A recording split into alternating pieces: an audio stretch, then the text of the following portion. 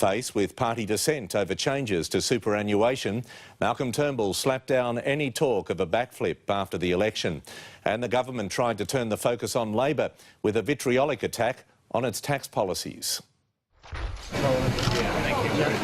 Bill Shorten and Tanya Plibersek might have expected this at the Sydney Fish Market, but not this.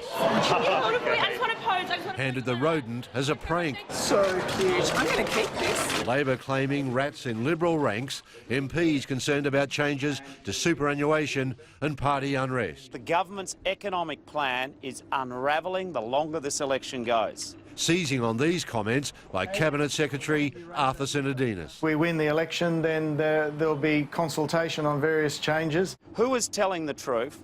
What is going to change? And if you can't trust them on superannuation, what can we trust them on in any aspect of their economic plan to keep their promises? After touring a factory that makes $75,000 mattresses for the Chinese market, found sweet dreams in a Chinese home. The Prime Minister tried to put the issue to bed. There will be no changes to the policy. What Arthur was referring to was that there is always consultation about the administrative implementation. Whatever Arthur Sinodinos meant, he opened the door to charges the government would break a promise after the election, the very thing that plagued Tony Abbott and his prime ministership.